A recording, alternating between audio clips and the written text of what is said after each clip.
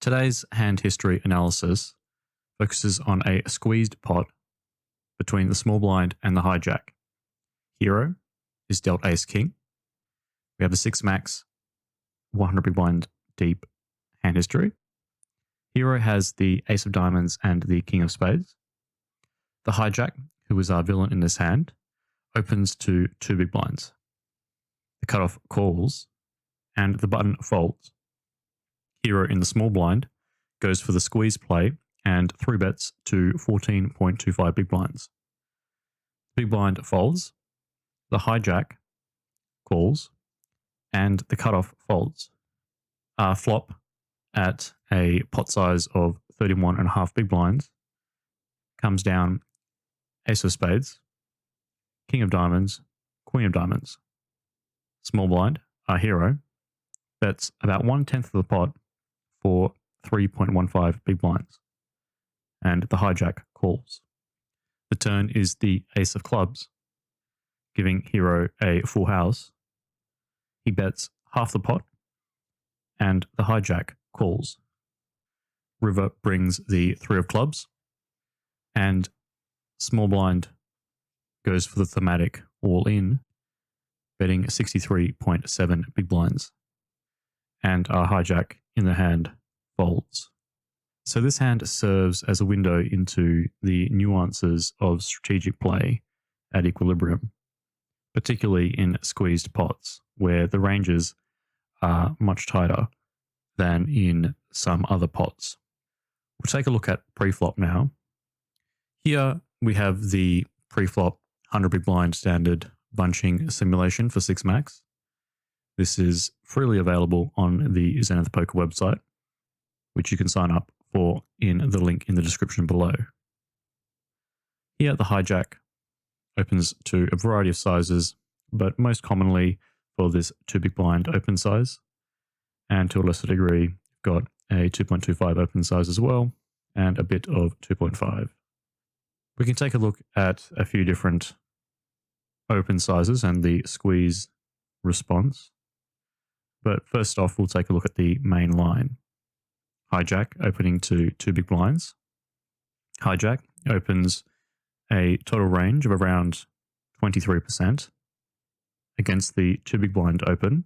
The cutoff mostly defends as a 3-bet, continuing around 11.5% of the time, with a fairly narrow calling range of 1.5% of hands, mostly going for the 3-bet for around 6.5 big blinds. The calling range, if we take a closer look, consists mainly of pocket pairs up to around pocket queens and suited Broadway hands, as well as some offsuit Broadway hands such as ace queen offsuit, and to a lesser degree ace king offsuit. Here we note that pocket queens only calls around 3.5% of the time, and ace king offsuit only calls 1.4% of the time.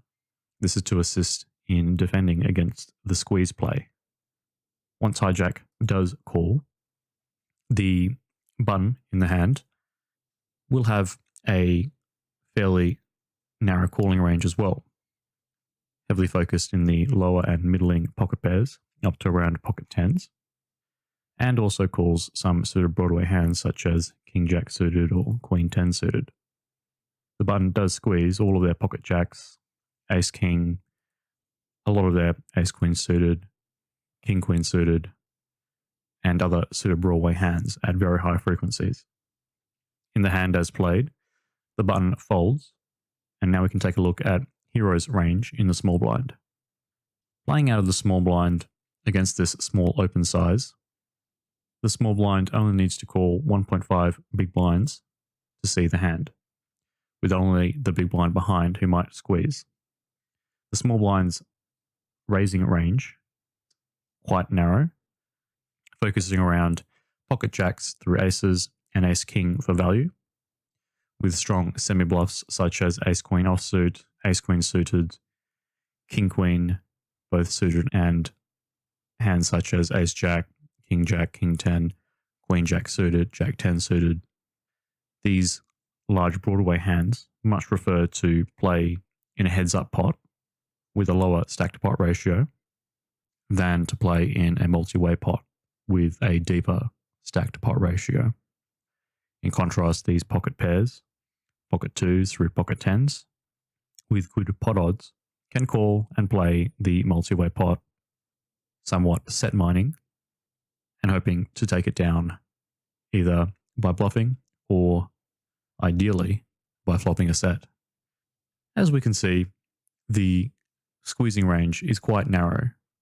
The small blind only continues for 12.5% of the pot, and around 5% of that is in the calling range, meaning that around 7.5% of all hands go for this squeeze. If the small blind does call, for example, with these pocket pairs, the big blind has a similarly narrow squeezing range of around 8% of the time. Here we'll take a couple of different squeeze sizes that the small blind can go for. As played in the hand, small blind squeeze for this 14.25 big blind, but the small blind is welcome to squeeze slightly larger or slightly smaller depending on how they want to play the hand. First off, we'll take a look at the hand as played, and then we'll take a look at some of the alternative lines.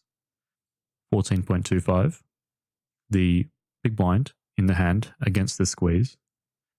In this simulation, there is no calling range, although in other simulations you might see some calls with hands like ace-queen suited and pocket aces as a trap.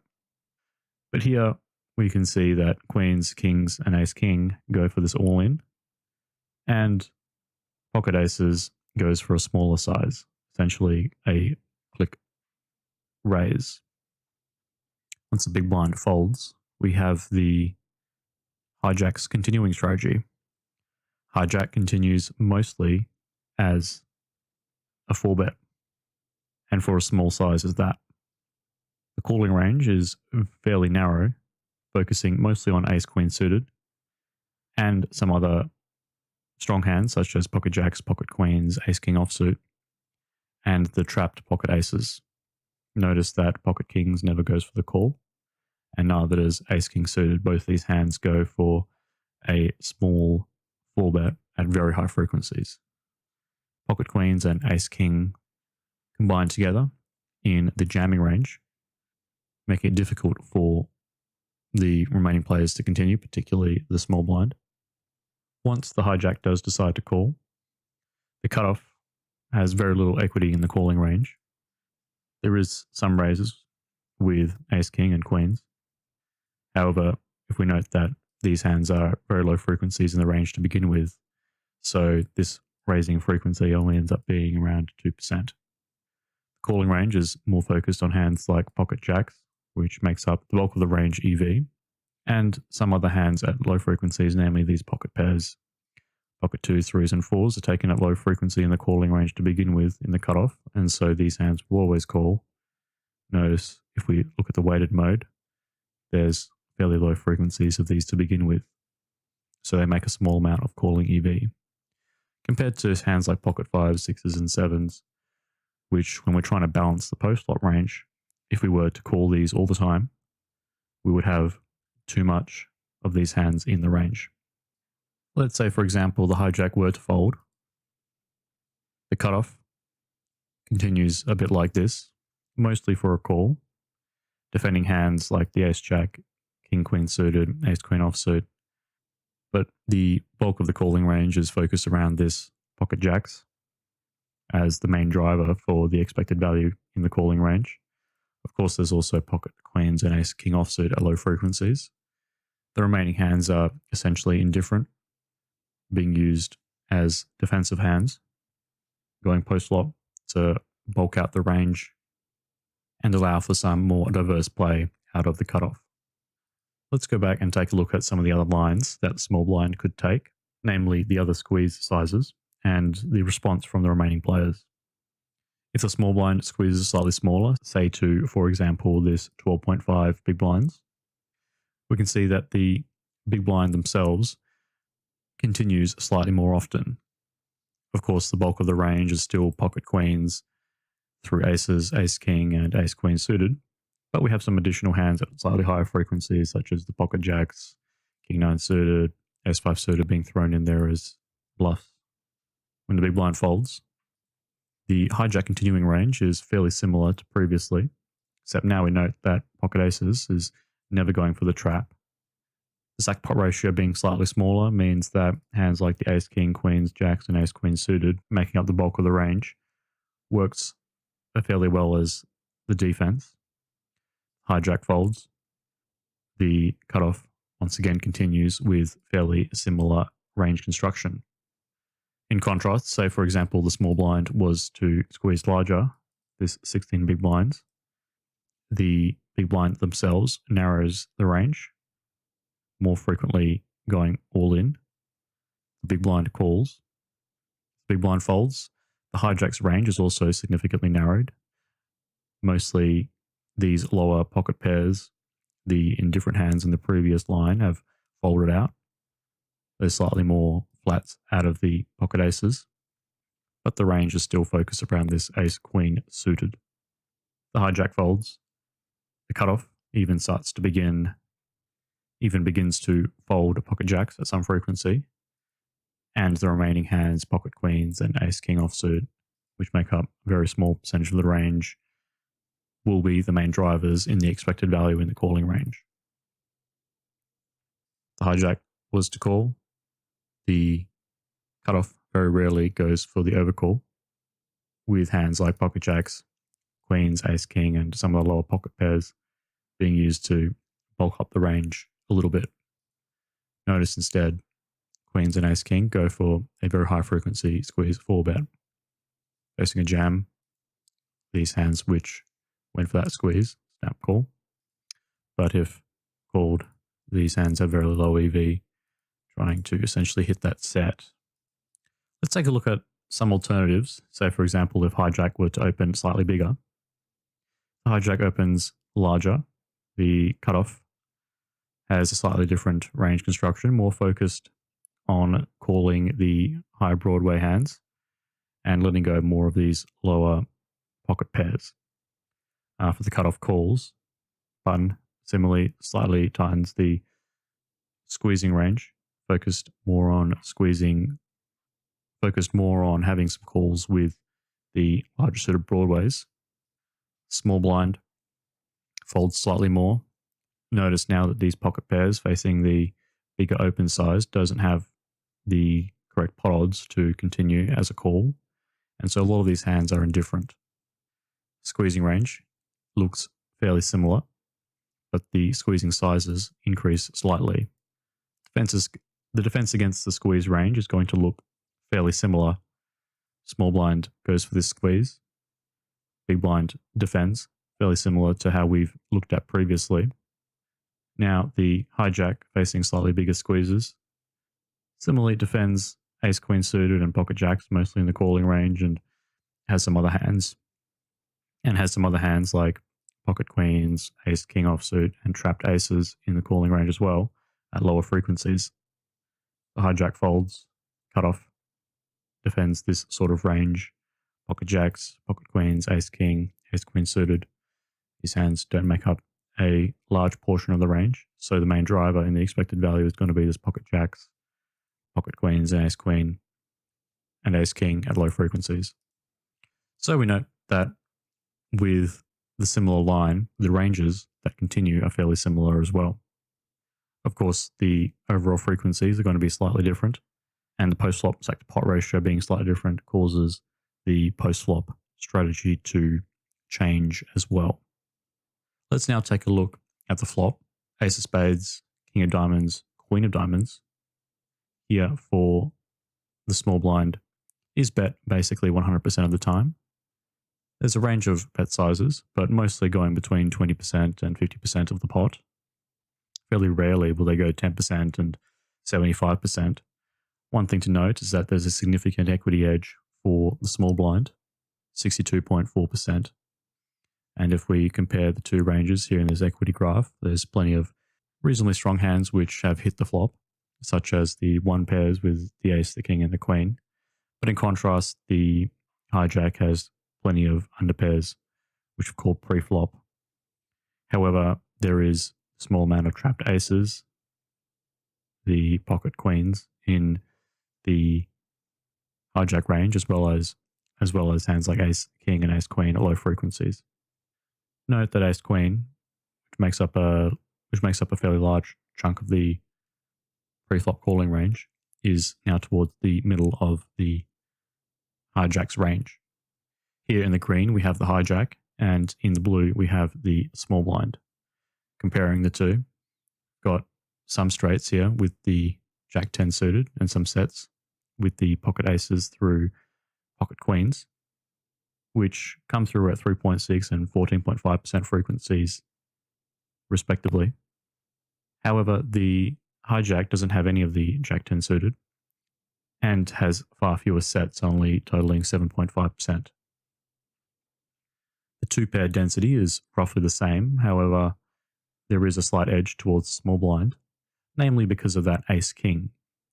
The small blind not only has slightly more two pairs, but the two pairs are stronger with ace-king. The hijack has some hands like the ace-queen and king-queen two pairs, small frequency ace-king two pairs. The small blind has some top pairs with hands like ace-5 and ace-4, middle pairs with king-jack and king-10, and the weaker pairs around the queen, pocket jacks, queen-jack suited. In contrast, the hijack has plenty of weak pairs, namely those underpairs, here making the bulk of the range, 56.7%, which are underpairs or weak pairs. Against the 10% bet size, while this is a reasonable bet size, it doesn't quite cause enough trouble in the hijack's range, because the bulk of the weak pairs, pocket jacks and pocket tens, also have a gut shot, so they can fairly easily continue. So this small bet size doesn't deny sufficient equity against those hands. The hijack does go for a fair raising frequency of around 15%. Since this 10% pot line is taken so rarely in the simulation, we'll continue our analysis focusing on this 20%, which is closest in sizing. 20% range is taken with a fair amount of two pair, top pair hands. The main goal of this small size is to essentially deny equity from these pocket jacks and pocket 10 hands, as well as, of course, the other underpairs, which fold out at a very high frequency. And there's, of course, the mention of the backdoor flush draws, pocket jacks with a diamond, pocket 10s with a diamond, and these underpairs with a diamond have some backdoor flush draw equity. Against the slightly larger sizes, say 35% of the pot, calling range is fairly similar. Weak pairs, pocket jacks and pocket 10s can continue, but it's mostly the two pair. Betting even larger, say for example half pot, gets most of these underpairs to fold out, and even some hands like king queen suited two pair to be indifferent. The range of hands that goes for this half pot size much more focused in ace king for value and ace queen for value against that king queen and ace queen. There's also the set of kings and set of queens, which take this line for value as well. We'll turn our attention to the turn, which is the ace of clubs. This turn card dramatically changes the ranges for both players, bringing full houses for all the ace king and ace queen being top full house, as well as pocket kings and pocket queens being the weaker full houses. In this juncture, the ace of clubs elevates the hijacks ace queen and ace king to now be ahead of the pocket kings and pocket queens from the small blind. Thus, the hijacks range has become very polarized. Taking a look, we've got the ace queen and ace king here in the green, making up very strong hands in the hijack. Then on the other hand, the underpairs are very weak in the hijack's range. There are a few middling hands for the hijack, such as the ace-jack trips and king-queen middle pair. For the small blind, to get value from those weaker hands and to hedge against getting raised, small blind necessarily needs to go for a small size. Here, 10% of the pot is the main line. Heroes play for a half pot bet. Doesn't get much from the middling hands in the hijack's range. Simply, it runs into a full house at high frequency. The middle pair with the king jack and king queen and the weaker pairs are indifferent and will call at low frequency, but the line itself doesn't get sufficient value when you've got a strong hand like ace king. Ace king instead should be betting small to maximize value against these middle pairs and weak pairs and can continue betting the river. In the particular case where the hijack has a hand like pocket queens or ace queen suited, these hands are going to find a way to get all in anyway. So for a hand like ace king, it's essential to get value from worse hands at the highest frequency possible, because there's a fair amount of trips with the ace 5 and middle pairs with the king queen in attempts to block and deny equity from pocket jacks and pocket 10s. Going for this 10% size here on this particular turn card is the optimal play. Now if we move our attention to the river, the 3 of clubs. Now this river betting range for 25% of the pot revolves around the 3 of a kind and the straight, blocking and getting thin value from middle pairs, king queen and king jack, which call all the time, as well as the pocket 10s and pocket jacks, which call at some frequency, and block the raise with this pocket queens. If these hands, such as ace 5 and ace 4, were to check, pocket queens would bet at a high frequency, and these remaining hands would bet at a high frequency or go all in themselves. So going for this quarter pot size gets some value from middle pair. This quarter pot size is well protected by this ace king and ace queen, as well as pocket queens. So going for this quarter pot and then getting raised all in is not a problem for the ace queen and ace king. It's in fact the ideal situation for ace king. Facing the small raise, which is represented mostly by this ace queen suited, the ace king itself jams over the top, and ace queen suited stacks off anyway. So in that sense, jamming the river is a nonsensical line. It gets folds from pocket queens. The ace queen is going to stack off anyway.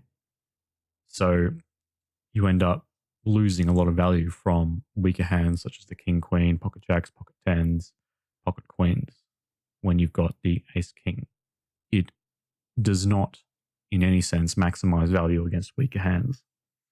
So when you've got the nuts, you're almost always going to be stacking off against the second and third nuts in either case. So it's essential to find value against weaker holdings than those hands. So always remember, when you have the nuts, you can find a more optimal way to play the hand than just going 3 streets for all in. Here, going for 3 streets of small betting gets an additional bet in on the river, if not 2 bets in on the river, when you've got a hand like ace king, which causes a significant increase in the overall expected value. So overall, this hand serves to underscore the importance of carefully considering the opponent's ranges and potential responses at each stage of the hand. While the hero's play might seem formidable, a more measured approach with smaller bet sizes in fact maximizes the expected value of the hand and gains greater rewards against weaker hands than the particular all-in target.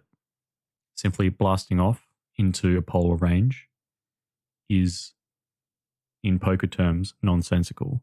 When you have the nuts, the boldest move, going bet all in, is not always the most profitable.